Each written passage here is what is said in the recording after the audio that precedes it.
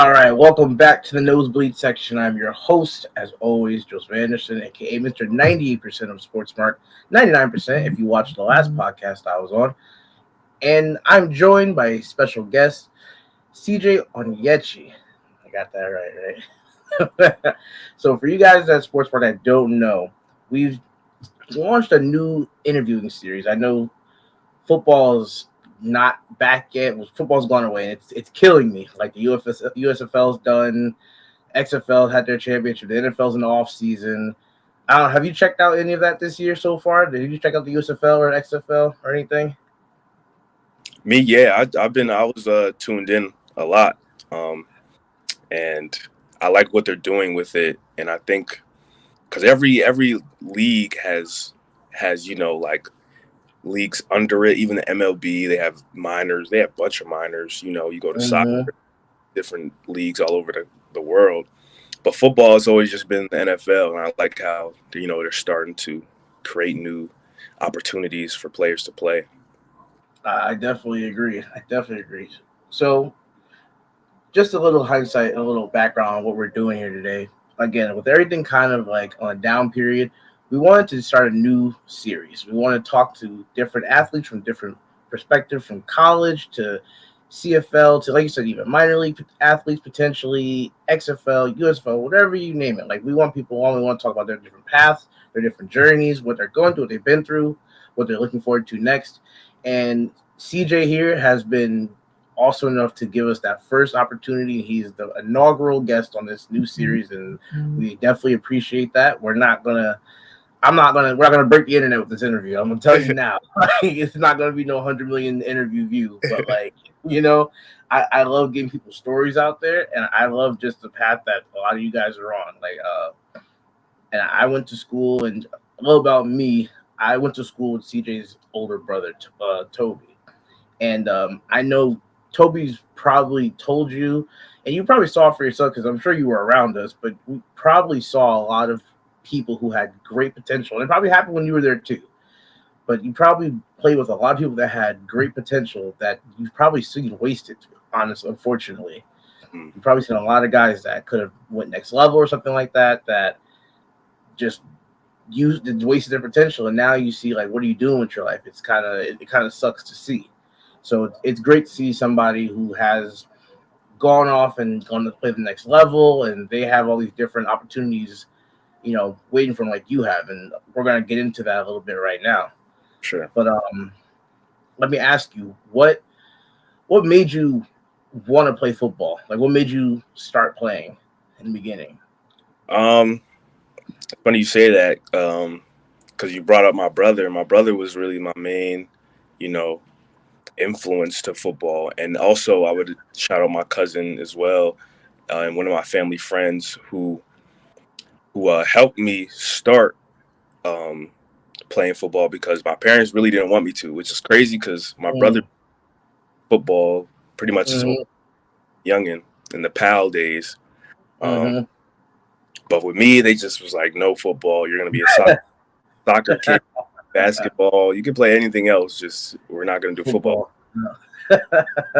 and like it's I kind of just it was just whatever. Like I just won't play football. Like I liked soccer as a youngin', so it was okay. It started until freshman year. I didn't make the soccer team, and I was like, dang, like this is the first probably season that I wasn't playing a sport, because I usually played all year round sports. Okay. I just was like, dang, I don't know what to do with myself. Like, and all my boys was on the football team. They start in the summer, like training and everything. So they were already like, they had the team set up, they had everything set up. But I was just watching one day, and then they were just like, who's your friend? My coach was like, who's your friend? To one of my teammates, and the rest was history. We chopped it up, and I came to practice the next day. The next day I had like 4 or 5 sacks. And it was it was history. So, I definitely just shout out my brother, my cousin Agba, and definitely my coach Matt Sakis for, okay, for building around me and helping me really find the love for football. I was gonna ask. I was gonna ask who your coach was when you were there. I couldn't remember off the top of my head. But so, who was your freshman coach? My freshman coach was Coach Billy. It was Matt. This was Matt Sackis's first year when I got to high school. I remember it was a big, because I know everyone loved Coach Jakes. Yeah, that was our era. Yeah, so I think that was the first year he left. So I definitely heard a lot about Coach Jakes, but Coach Matt Sackis helped me become the football player I am today, for real, and I'm forever grateful. Yeah. All right. Though I know, so I coached with Matt Sackis his last year. Oh, okay. So I was with him his last year. That's why I was wondering if you were under Matt Sackis or not. But I was pretty sure you were. Yeah, I was. So in high school, so before you get to high school, okay, so you played PAL, you said, for the town, right? No, I didn't. My brother did. Oh, you didn't get to play PAL. Toby played PAL? Yeah. I didn't play PAL. So I'm pretty sure, again, probably everybody that we grew up with, like Toby and the Jordan, Jordan Minor and all them? Yeah. Okay.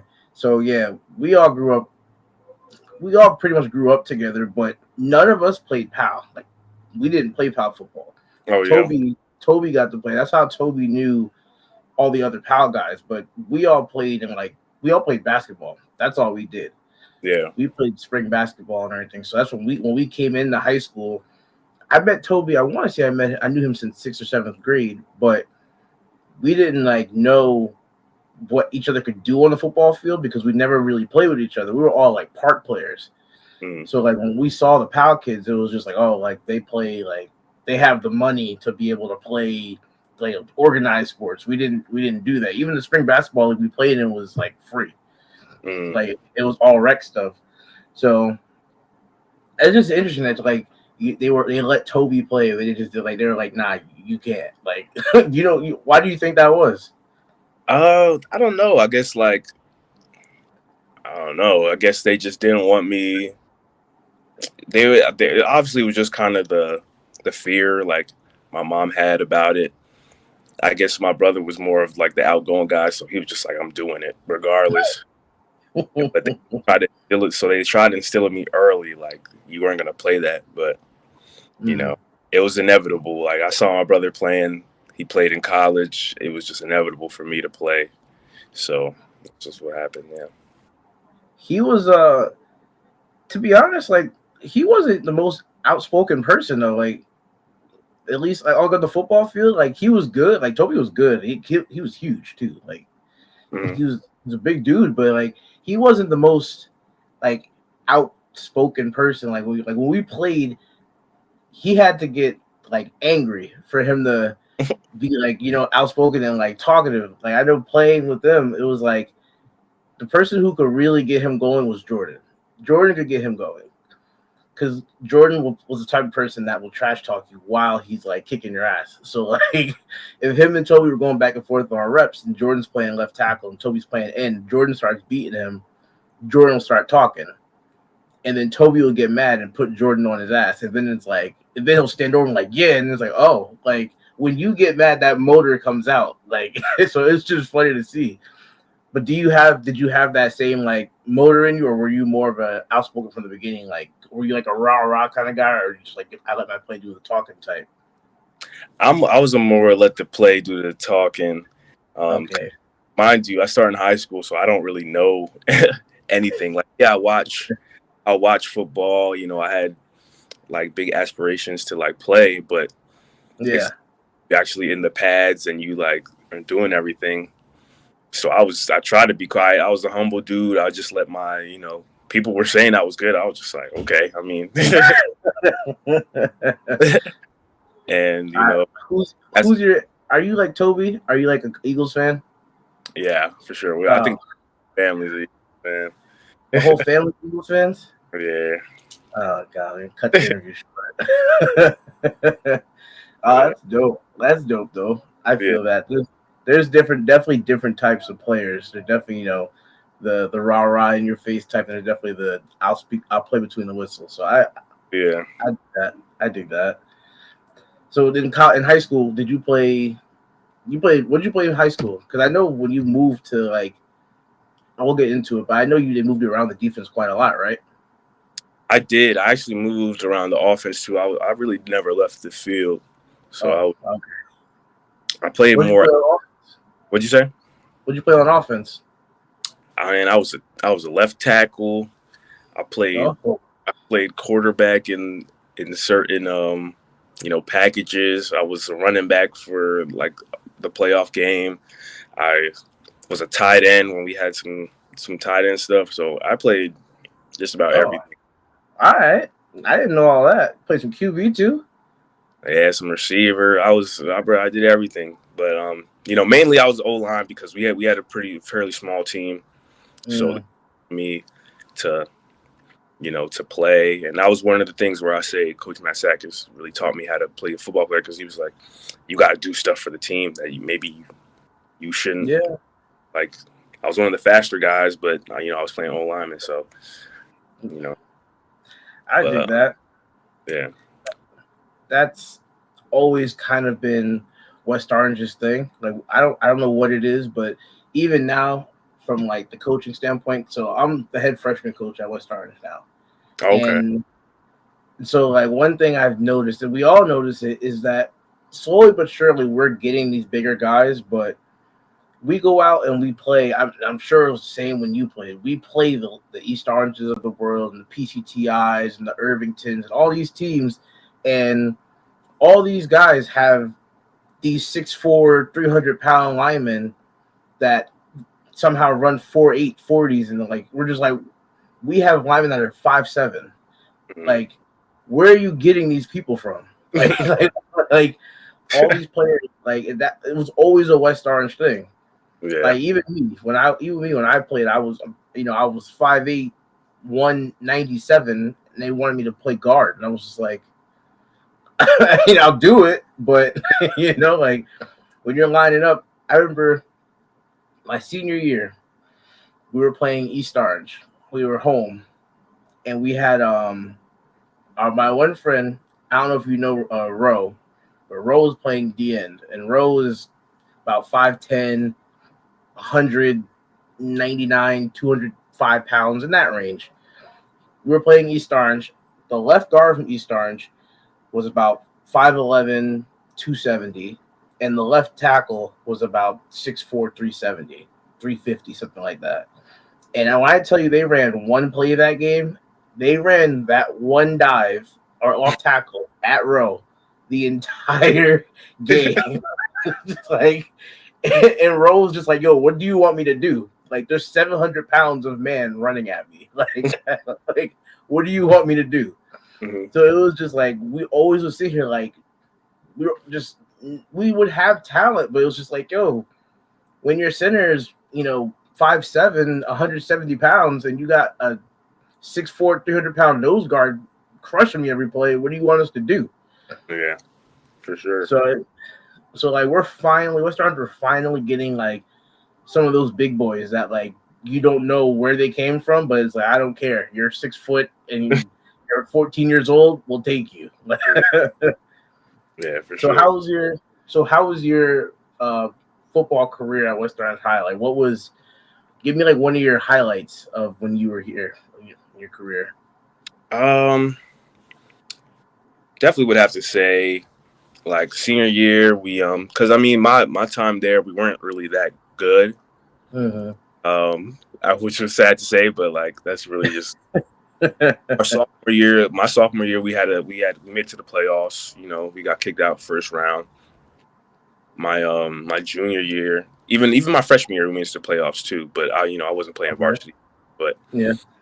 And then junior year, we just stunk. Like we were like, I don't think we were bad, but that was my breakout year. I don't know, because I guess I just decided like, I know we're like not the team we want to be right now, but I gotta do something, to stand apart. So, that was my breakout year. That's when I started getting interest from schools.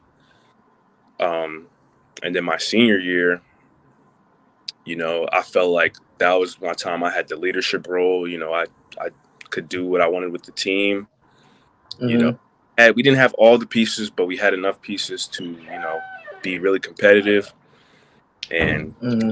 won the was the division championship that year, which was big for me, good because we Okay.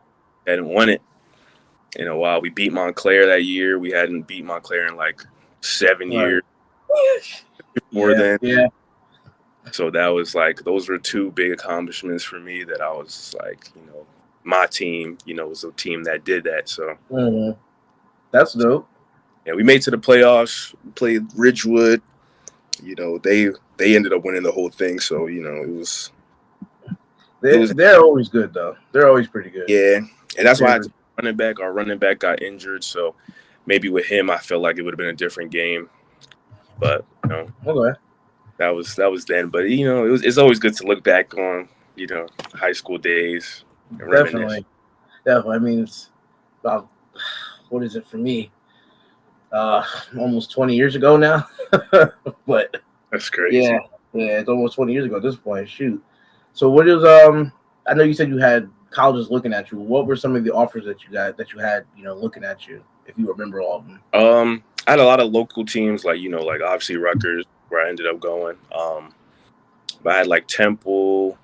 I had places like Towson, Buffalo. Okay. I Yeah, some had good names looking at you. I had all the Ivy Leagues. I had all like the armed force schools, Oh like wow. those, um and like a couple more. But yeah, I mean, I was blessed to even be in those positions. I like I said, I didn't really know much about football, so when those came, Mm. like I didn't really Yeah, know. you've only been playing like 3 years, right? Yeah, I didn't really know how to navigate the recruiting process. So I mean, All I right. felt like I got like some more and some bigger ones, but Mhm. it was just we did what we did, what we had. So I that God bless, man. That's like I said. I love seeing like people from the town, flourish and everything. So I love seeing that. I love hearing about the different stories and everything. So for that's sure, awesome. What made you decide to go to Rutgers? 'Cause I know Toby went to Liberty, and let me yeah. tell you, when I went to before we get into like your decision to go to Rutgers, when I went, what was it? Our senior year when football ended, I played. I think me and Toby did track together too. I'm trying to remember if he did spring track that senior year. I think he did spring track still. So I know when he was going off to Liberty, we were all saying, "Yo, we're gonna keep in touch, blah blah, whatever." And I remember I saw Toby, I believe it was that following summer, and he looked like a completely different person. I mean, like the muscle that he put on, like the first thing I was like, Toby, where is your neck? Like, like, like my man's traps were going. I was like, yo, what happened? He was just like, yo, man. Even like his voice got deeper. Like he grew a full beard in the summer. I was like, what did Liberty do to you? Like, and I mean, from what I followed his career a little bit too at Liberty. Like I heard he did pretty well down there. I didn't get a chance to obviously go to any games because I was up in college and working. But did you go to see any of his games down there? Yeah, I went to a lot of his games. I went to they won a couple of rings out there, so Okay, that was he definitely they did their thing out there. So okay. And so back to what had made you decide to go to Rutgers and pick that school? um, I just felt like we were building something there. Um, we had like one of the like at that time like that was like the highest ranked class that Rutgers has had. Um, Mm-hmm.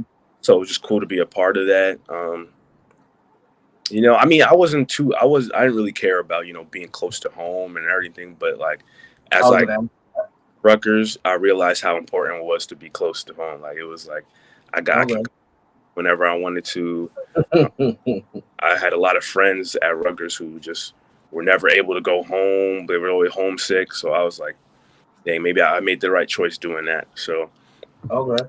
yeah, I mean, they just had a system for me. They had They said I would fit well in the system, and I think I did for the most part out there. I did my thing out there. I got to play as a freshman. Um, I balled. Um, and yeah, just for my last year, I felt like, time for a change of scenery. And I transferred to Colorado State. I And was going to ask about that. So you said that you didn't at the time that you didn't really think about the whole being close to home part, but it sounds like it actually ended up like making a big being a big point as to why you stayed in state at yeah, Rutgers, right? yeah, for Uh, sure. okay. So do you? So after those, you said you did your 4 years at Rutgers, right? You did all Yeah, 4 years. yeah. Okay. So tell me about your time at Rutgers. Wait. So who was your head coach at the time? Was that Ash? It was Ash and then Shiano for my last year at Rutgers. Yeah. Okay. How was it the dynamic between those two as coaches between Ash and Shiano? Um, I would say it was kind of similar. They both actually came from Ohio State. They were both defensive coordinators from Ohio State, so Okay. they kind of had the same like vision, I guess, for the team. It was just like different execution, you know. Uh, Mm-hmm. but yeah, I mean, I learned a lot from both of them. They had kind of different styles of coaching, um, but you learn a lot from both of them, and they put me in touch with a lot of different like assistant coaches as well who like are doing very well as well. So it Okay. was a lot of knowledge I got from playing under them and just playing in the Big Ten, in general. Like, Yeah, that had to be something else. I can't imagine. I can't imagine. That's something that like people, like 99% of people that like will never get to experience. You see, I'm wearing a Penn State jersey. That's not a slight at you at all. It's not a slight at you at all, man. I don't take it that way. But I was a Penn State fan growing up since a kid. But I would have. I can't imagine being out and just whether you're home or away, going in some of those like those iconic stadiums. You have your stadium and yeah, running out again, playing Michigan and Ohio State, Penn State, and Iowa. Like going out to it, had to be like a hell of an experience just doing that. yeah, it was crazy. I ain't gonna lie, it definitely was. I remember like every time I had there, it was a great time being a Mhm. student there, being like playing there. It was definitely a lot, and you learn a lot doing that. You know what I'm saying? And it prepares you for like really the rest of your life because you're put in a lot of crazy situations, and you got to know how to Right. win. Yeah, Yeah. I can't. I think I speak for a lot of people that didn't get that chance. Where I just say we couldn't imagine it. Like, because we're watching you guys on TV. Like we're the guys on the other side of the of the stands. Like we're watching you guys walk into the stadium. Everybody's got the game suits on, headphones, book bags, all that stuff.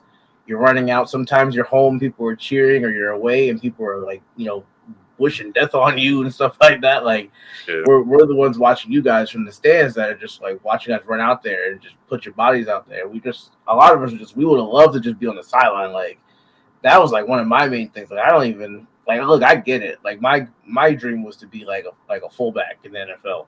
I'm 5'7". Like it wasn't gonna happen. mm, But just to be like I'm at the point where I'm just like I would love to just stand on the sidelines of like a major college football game. mm. And that'd be enough. Like I don't want to put the helmet back on. My body can't handle all that anymore. Like it can't. But like to even be able to stand on the sidelines of like again, I'm a Penn State guy, so I hate Ohio State and Michigan. But to even just stand on the sideline of those games and just watch and just be able to like look around and watch and look at like if you're in Ann Arbor or you're in the shoe and just like look around and watch stuff, like it has to be a like a not I won't say a once in a lifetime because he did it multiple times, but it's got to be like a crazy experience. Nah, yeah, it's surreal for sure. And you get to see because really even in the NFL, you don't get to play in front of 100,000 people. Their stands only fit about Right. something maybe. Yeah, so Michigan was definitely just it's crazy seeing all those people in there. So Yeah. It's got to be a madhouse, and it's got to be like I can only imagine how like loud and deafening it was playing in those places. for sure. Like, I can't imagine when you're that quarterback and you're trying to call out a play call and you got like 150,000 people screaming trying to screw you up and you're just like like I can't imagine being in that. For sure. That's got to be. So at Rutgers, what was your best game at Rutgers? My best game, or your most memorable? I'll put it like that. You can either or. Okay. Yeah, I'm not gonna ask like your best stat game, like you had 4 sacks this game. Like, yeah, no. what was your best? What was your most memorable game? Definitely my most memorable game was just my freshman year. Actually against Penn State. Okay. I got thrown into the fire, kind of. The guys in front of me got injured, and first play I got in, I had a TFL on Saquon Barkley, so it was like, oh, nice. It was it was like that was my first. It wasn't my first collegiate play. I got thrown in before, but like that was my first like stat. It was a TFL, so. Dang. And it was against Saquon, so it was that was probably my littlest moment. Like there were some people in Orange who were freshmen at Penn State and game, so they had like videos. When I got back in the locker room, they like took me in videos. So like I felt like I was on top of the world. So that's gotta be dope. My most memorable favorite moments of college for sure. Dang, first like rep, like TFL on Saquon. Yeah, that's good. And he's got to be a hard dude to take down. Like I mean, even in the college level, he had to be like some type of difficult to take down. Yeah. Oh man. All right, so then I don't know. I don't want to say like your most crushing loss. That's a horrible question to ask. So, I have one of those though. You have one? You do have one? I don't want to open up old wounds. Actually, it's gonna be like it'd be tied. There'd be one at Rutgers because one at Rutgers played Michigan, and we were actually like whooping their ass the whole game. I watched that game. Yeah, and then they started coming back, and we had to win it on a field goal, and win in the second overtime.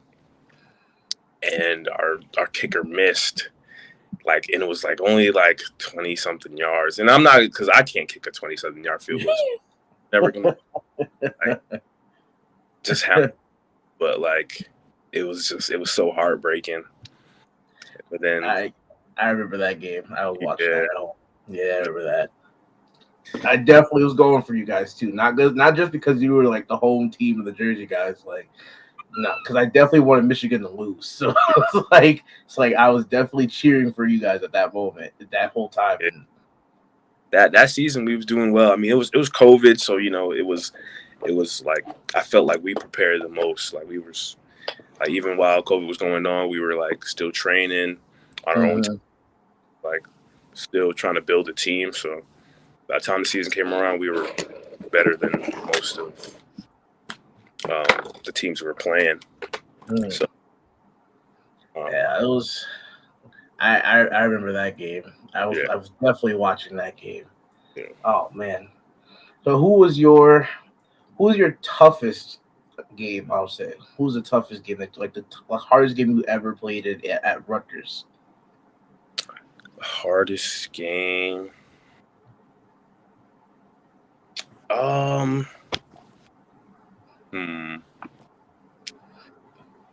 Yeah, I put you on the spot.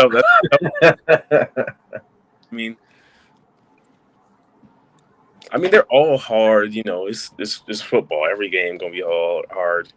But definitely. I mean, there's definitely those times though where even I'm sure when you were playing in high school, and I know what happened when we played in high school. There was those games where as soon as the first play of the game happens, you're just like, oh damn, we're in for a long game. This is gonna. Yeah. Yeah, exactly. For sure. I mean, I would probably say for me, it was probably a game against Minnesota.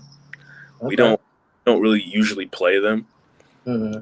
So, playing them, like, it was just like we don't know as much as like what we're gonna, because Ohio State, Michigan, Penn State, Every they're year kind of stuff, they're right? hard. All their games are gonna be hard, but you play them every year, so it's like you could game plan, you know what to expect. But Minnesota, a team like Minnesota or like Wisconsin, where you only play them Yeah. maybe once in your 4 years, like, Okay. Wow. because we played Wisconsin, I think twice. We played Minnesota, like, I think twice Oh. in my 5 years there. Oh wow. So those were harder games, I feel like, because we just didn't know what to expect as much. We didn't know like their personnel as much. Mm-hmm. And Minnesota, I played against, I forget the tackle's name, but he's like, he That was, mad 6'8" dude, or whatever. but yeah, he was like Oh that. yeah. But What was that guy's name? I forget Was his that name. was that the guy? Was that Zach Banner? Nah, he was like Samoan, I think. Like, so he had one of those type of names. Like, he was like, he was I know who you're talking about. he was a freak though. He was like yeah, like 6'8", like 400 something pounds. Mm-hmm. But he I know also exactly what you're like talking ran about. 4'9". Like where do you find people like that? Like, Yeah, going against him was definitely like you couldn't move him with bull rush, and he was also right. quick, so you couldn't like speed like, around him probably wasn't working either. So, so that was definitely one of the hardest games, but it was a good game though. Oh man. I want to have to look that guy's name up because I know who you're talking about, and I just for the life of me cannot remember his name right now. I'm gonna have to figure that out, find that out. So after you said your 5 years with the Rutgers because of COVID year and all that stuff, right? You got another Yeah, year. yeah. Okay. So after your 5 years at Rutgers, you decided to transfer to Colorado State. Why Colorado State? And were you looking at anywhere else, or was anywhere else looking at you? Um, I was looking at other places. Um, I'm doing a little interview. All right. But yeah, I had other places I was looking at. Mm-hmm. I don't know. What really stood out to me about Colorado State is that they had a lot of black coaches, and I don't Okay. know, like that was one thing I never got to experience at Rutgers. All my position coaches were like white, and I don't think they really. Not that they can't like They can't relate, but relate, but like I just didn't have anyone who really like was invested in me as like a black man and like try to okay. really like do better by me. So Okay. I really appreciate that. My whole defensive coaching staff was black. Even our head coach, she's mixed with black. So, um, All so right. that No, I definitely dig that. Different qualities in a person. I definitely respect that. I just like definitely like recruiting. It was easier for me to mesh with them well. Um, Mm. you know, and there's other schools that were also like reaching a lot as well, but I don't know. It just felt like the great fit. I was ready to kind of get out of Jersey. I've been in Jersey for like my whole life, so Mm. I was ready to kind of get away. And yeah, I'm glad I chose Colorado State. It was good. Yeah, definitely. I saw you. Yeah, I saw like when you transferred or out there. It was just like Colorado State. Like it was just kind of like why there? Like it was like one of the questions. Like not even like a like. It was just more of like a curiosity. Like why did he choose that? Like Yeah, I wonder. Like I always wanted to ask. Like why did you choose Colorado State? And yeah, I dig that. That's not an answer that everybody would say either. That would just be like, I was promised to start. Like you look for something different and somebody, and like you said, a staff that could one relate, but also is going to just actually invest in you as not just a player or a number, but as a person, and just that, and that speaks volumes of just your character. So that's dope. That's really dope. for sure. So what was your memorable moment at Colorado State? Like what was your highs and your low, I should say, I guess. Um, let's Because you see. only did 1 year there, right? I only did 1 year. Yeah. Okay. Definitely looking back, I wish I had more time there because it was a great experience for me. Mm-hmm. But I would say probably my high was against Washington State. I had about like 2 sacks, a TFL, and a couple tackles, and it was probably one of my like best stat games, like you said. Like it was probably one of my better stat games that I've had. Mm-hmm. Um, and it was cool also to just play teams on the other side of the country because we always played everyone And stuff.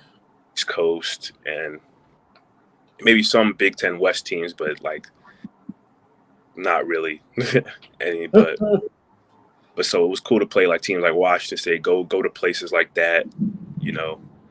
Yeah, you're definitely well traveled. Shoot. It's different parts of the country, so Yeah, yeah. definitely well traveled, dude. And So what was? Go ahead. I remember you said the low. This was my second hard, like tough. And that's one thing I liked about Colorado State. We had a lot of games where we played for trophies. So Okay.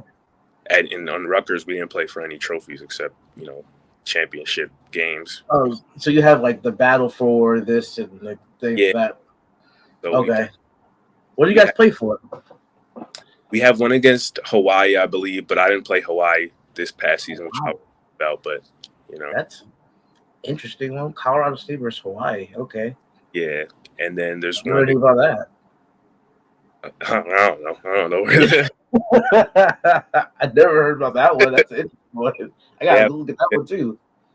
They have one against Air Force. It's basically just like a battle of Colorado.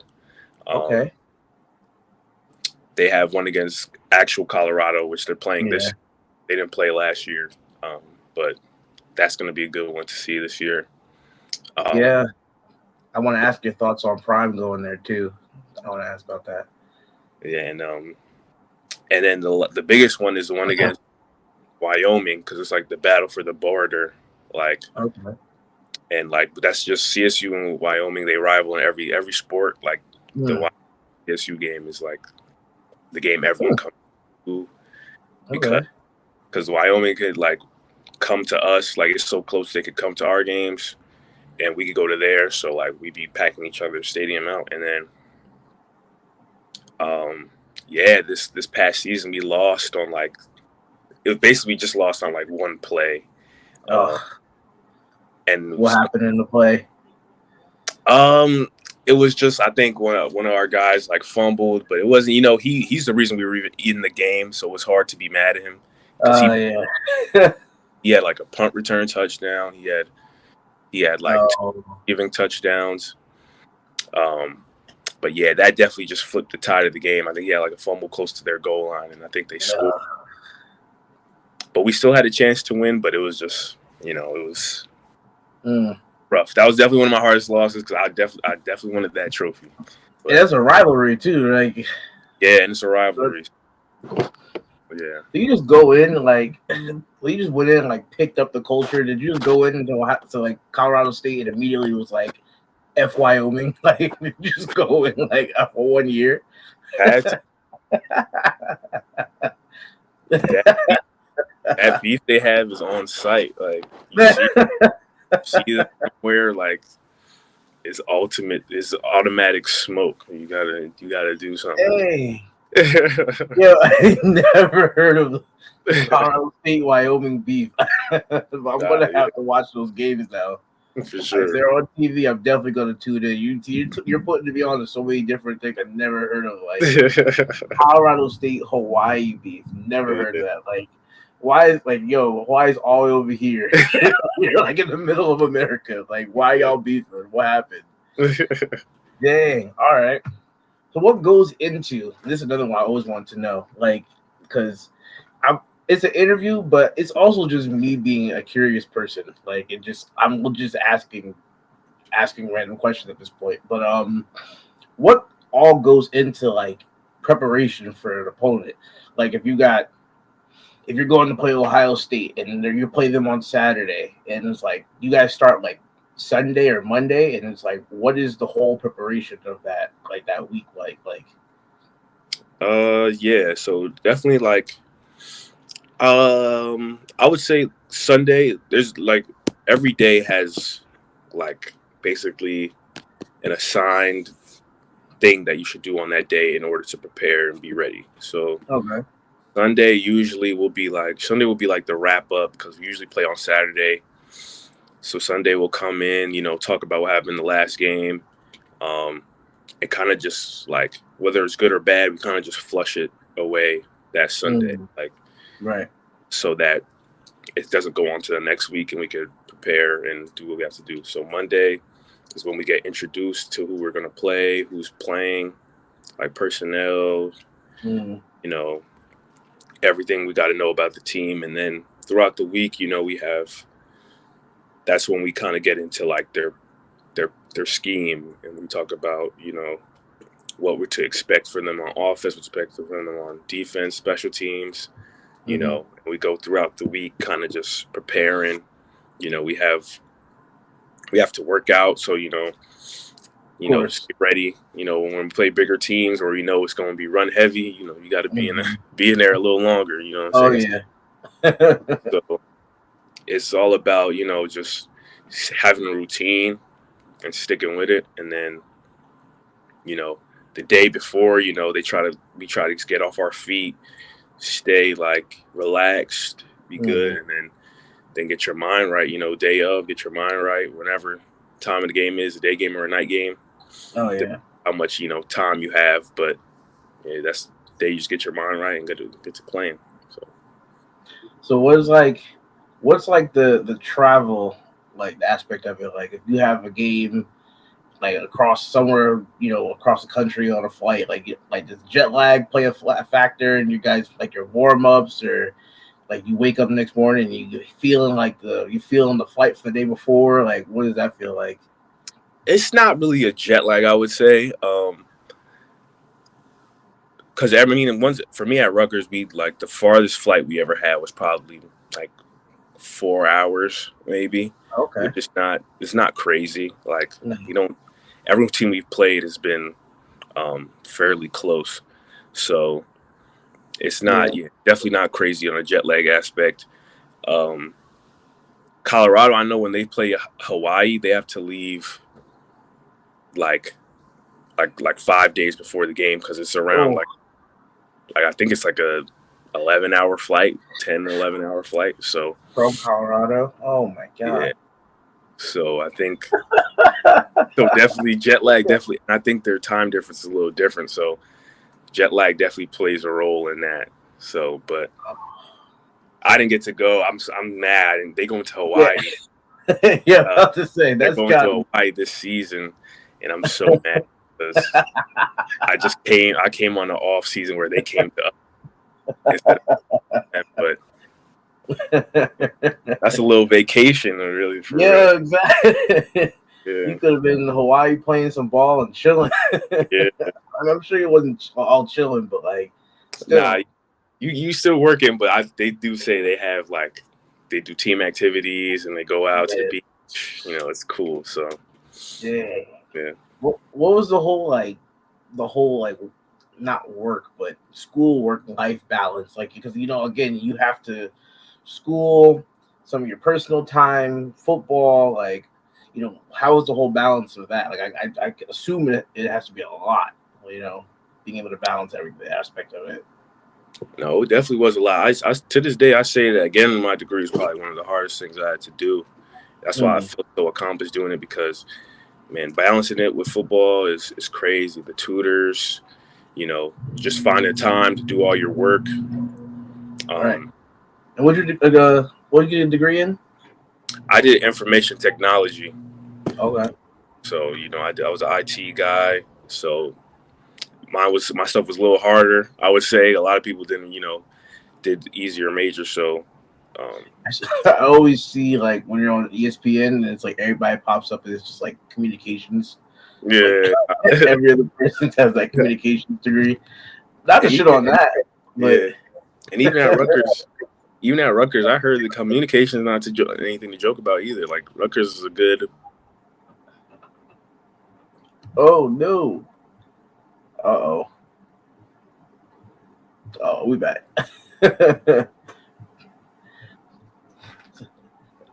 Oh, I'm not hearing you. We lost sound. Oh, nah, I can't. Oh man. Let's see. We might have to pause the live stream. Do you think you can leave and try to come back in? Let me kick you and then try to join back into that link I sent you. All right, so guys, we're having a little technical difficulties. Um, but that is CJ Onyechi. He is a former Rutgers and Colorado State linebacker. He did some time in again college football and everything, and he has a little bit. He had some draft knowledge, and we're just breaking down a little bit of his life, talking a little football. So if you guys have any questions for him, please feel free to talk to him and ask anything you might want to know. He's a really nice person, a very genuine person for coming in. He is also a West Orange alum like myself, and would love to see him potentially maybe come try to talk to some of the kids too. So hopefully we can get him back in and he can tell us a little bit more because he has something else in store that we want to talk about. So there's one more thing, a couple more things actually we want to talk about, and hopefully we can get him back in because he has some other information about his future endeavors. So hopefully, hello? Hello? Oh, here we go. Thank you. Whew. I saw you talking, and then I saw all your bars just go off, and like the screen went black, and I was just like, "Whoa!" Yeah, I was getting a call. I think it messed it up. All right, all right, all right. Well, we're back. Cool. So, what were you talking about? Um, School. right. There you go. So yeah, school's hard, but we got it. We got it done. I'm now pursuing my master's too, so we're gonna try to Oh get man, it up. Yeah, what's your master's in? in cybersecurity. Oh man, so you're going for all the wow, Yeah. man. Well, hats off to you, man. Like some people do the bare minimum of college or high school, they're just out of there. So Yeah. you're one of those people that keeps going back for more. I love it though. I love it though. That's amazing. That's truly amazing, dude. So after Colorado State, so I know. So when you played at Rutgers, you played more of like a middle linebacker role, right? Or did you kind of play like a middle backer in kind of thing? I was kind of outside linebacker. Outside backer, okay. Yeah. And at Colorado State, you were more of like a defensive end, rush edge type, or Yeah, for sure. okay, okay. So after your time, was there any NFL? Was that the goal? Was there any people talking to you? What were your Yeah, what's that your was the goal. I had a couple teams reach out. Um, I knew for me because I knew for me my pro day was big. People wanted to come see how I would perform, and I did well. But okay? um, I think I just for my body size, I'm not the typical like defensive end Yeah. rush type of guy. So Mm, I had to basically exceed everyone's basically do crazy yeah. to get those opportunities. But I know my skill set and I know what I could bring to a team. So you know the NFL is still the goal, but we're I was blessed to get even invited to the CFL for a little bit, um, and got to get some play out there and see how that was. Um, but now we're on to the next steps. We're staying ready. Probably hopefully XFL and even maybe USFL is the next steps. Keep the dream alive and then keep going. Yeah, that's awesome. So did you have any? So like in your pre NFL process, like what's that process like? Is it like a lot of like working out with like trainers and stuff like that before and after the pro day, or like, are you talking to different NFL like coaches or GMs? Like what's that whole pre-draft process like? It's a cool process. You gotta go through getting an agent, getting someone who's gonna basically sell you to a NFL organization, um, Mm-hmm. and then you link up with the trainer, like you said. You usually only choose one. Like you get one who is gonna help you throughout the whole period. Um, Gotcha. I decided to stay in Jersey for mine. I know a lot of my teammates like went out to places like Florida, Cali, Texas, but I decided Mm. to stay in Jersey. I knew a group of guys of trainers who I've known for a while, and I was just like, who better to go to than them? Um, Okay. and yeah, it was rigorous working out, basically working out for a living, like rigorous Yeah. every day. No off days. We was going, so it was a Hmm. cool experience to even meet a lot of different athletes from like other conferences, other places. Right. So yeah, it was a cool experience. I was gonna ask to just backtrack a little. If you do have one, who's well, I know you talked about that left tackle from Minnesota. Was there a guy that you played against that there was there somebody that your team really had to like game plan for, like somebody like whether at Rutgers or Colorado State, that it was just like this dude on offense is like the guy we have to game plan for. This guy's we can't let him out or he's going to have a day. Um, in the Big Ten, that was every week. You play, Sure. you play draftable guys every game. Even at Colorado State, we're playing guys who got drafted. Like even though with like the left tackle at Utah State Hmm. was drafted, I think I played against a couple good tackles from Who's that? Boyd. Is that Garrett Bowles, Um, the left tackle from Utah? I went to Denver. it might be. I Yeah, think that or that was I I think don't that know. was Garrett Bowles. I think that was Bowles. Okay. Yeah, I don't. I mean, I don't recall his name right now. If it's off the top of my head, but yeah. I mean, yeah, it was every week we playing someone who Mm-hmm. we had to game plan. Who, you know, even in just certain schemes, like a guy who's going to get the ball a lot, Mm-hmm. we got a game plan against. So yeah. Okay. All right.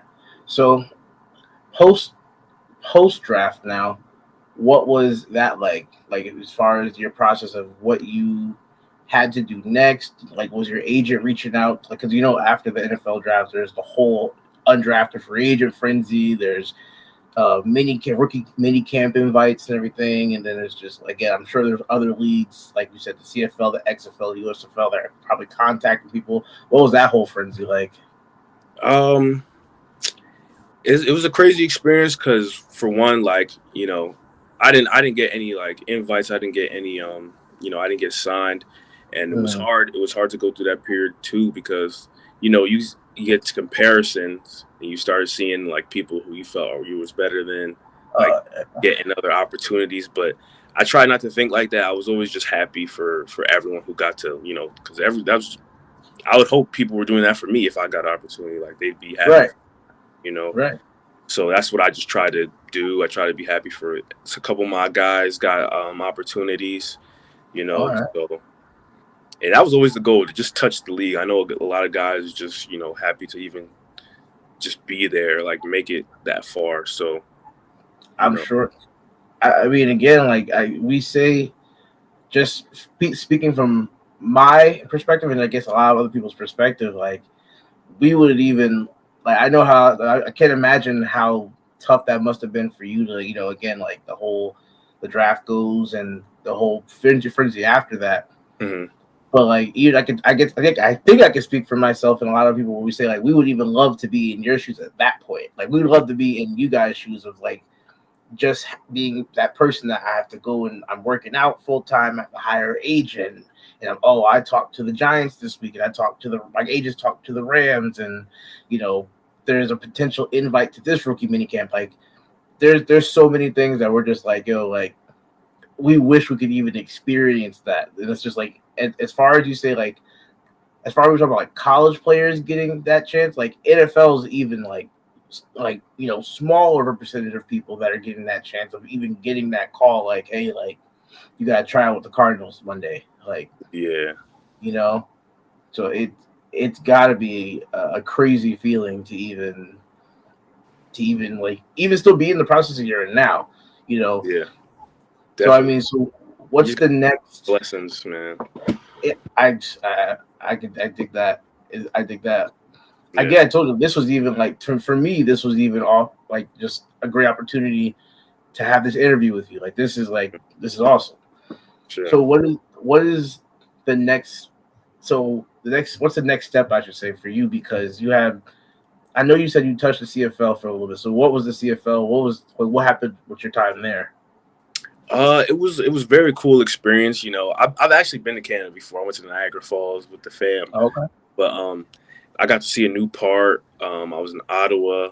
Um, Great team that that we had out there.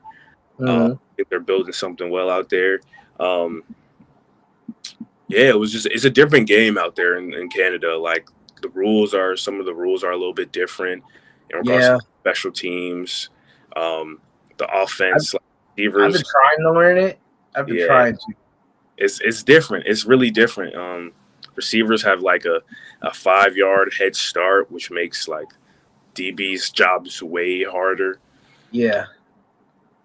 The D line has to be a yard from the ball, so it's a different game, and it was just cool to be there and like because I feel like even some of those aspects, if you take it back to American football, you'll be a step ahead of some of those guys because like Mm-hmm.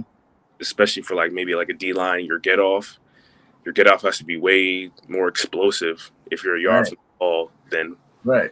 if you're right there. So it's a lot that goes into that, but I had a good time there. Like, so that opportunity closed, so we're on to the next one, and we're always Good. staying ready, Mm-hmm. just in case anything comes, whether it be XFL, USFL, NFL, we're always ready. So All right. So I don't want to take up your entire Saturday. I'm sure you got a lot that you have other things you're probably doing. yeah. But we were talking about one thing before we got on, and that's the last thing I do want to ask you about before we get out of here. And Mm. you were talking about potential move overseas. Oh yeah, yeah, yeah. So can you talk a little bit about that right now, or is that something that you can't talk about right now? I'll share a little bit. I'll share a little bit. Share a little bit because I don't know anything about this. I've never heard this in my life, so Yeah. I'm just very interested in this. So just share what you can share, and Okay. then I'll let you go. No, for sure. Yeah, I was blessed with the opportunity to be invited to join a league out in Japan called the X League, where you know, um, it's actually an honor because they only select a few Americans per team. Mm-hmm.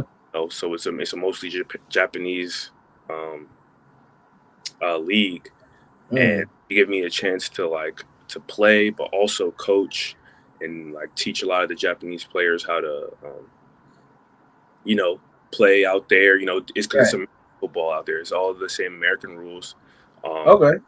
so it'd be good to get like some coaching stuff done because that was always an option for me. I always loved like giving back, and I felt like I always was one of those players on the team who helped out the younger guys, coached them up, and made them Mm. better. So it would be a good opportunity for me to even start my coaching resume. So maybe when I come back, Mhm. I could start coaching. So Definitely. I just felt like it's a great opportunity. Um, keeps the dream alive too, and keeps me, active playing again. Um, yeah, I can't wait. I'm actually leaving in a couple weeks, so yeah, we'll see Wow, how that goes. that is crazy. It's Yeah, That's crazy. It's I've never heard like of anything like that. So that's something I'm definitely going to have to look into, like for as soon as we're sure. done here, and try to like educate myself on that. Because that just sounds. I mean, it sounds like an amazing opportunity. Like you said, like just to continue your playing career and to start your coaching career and everything. As long and you're still want to do like IT and all that stuff too, right? For sure. Yeah, I'll be doing my masters while I'm out there. So Oh wow, see that's amazing. Like yeah, you, it's funny you said as far as like it's funny you said that you want to, start your coaching career and you try to like give back and teach for the next generation. I just love that answer because that's kind of like why I started my journey of coaching. hmm So I just love to hear that somebody that's a younger man who's pushing himself and going the extra mile, and you're on a great path, but you're also already thinking of like the next generation at the same time. For So sure. that's amazing to me. Like that's a part of the reason like I wanted to stay here. And like I said, I played my 4 years of high school. I didn't get the chance or opportunity to go to college, but I got in and I started coaching with the PAL and coaching at the high school now, and just trying to Hmm. get back to that same generation, to next generation. So it's great to see somebody who is came from the same school as me is going towards his own career path, like football wise and just like post football career wise, building yourself up also while giving back to the game at the same time. It's an amazing story, dude. So For sure. Thank you, man. definitely, it definitely is, and I love to hear it. Like I said, I'm not gonna hold you. We just hit the hour mark. Um, I know you probably have other things to do today. I'm not gonna take Sure. up your whole Saturday, but I appreciate the opportunity for you coming on the show and just letting us know about your story, um, and your path and everything in your future, potential future going forward. Thank you for being the first person to start up this new series. Hopefully, it's the first of many, and I'd love to do like an update with you, to maybe 6 months to a year, see where you're For sure. going, see what's going on. I want to hear all about this X League you're doing. So, so thank you so much for your time, man. I really appreciate that. For sure, man. I appreciate you, Joe, for having me, man. Not at all, not at all. The pleasure was all mine, dude. It really was. Like I said, like we gotta do this again at some point. And I'd love for you to hop on from Japan and show me like the backdrop of Japan. That would be amazing, man. That'd That'd be be amazing. cool too. Yeah. But guys, thank you for watching this episode of the Nosebleed section. Like I said, we were going to start up a interview series with different prospects, different walks of life, see what their goals is and what their path is. And CJ was the first inaugural guest to bless us with his story, and we look forward to him. So check him out. He's on, he's going to be somebody that you're going to want to pay attention to in the very near future. So I appreciate you, man. Everybody, you guys have a good day, and thanks for watching. All right, man.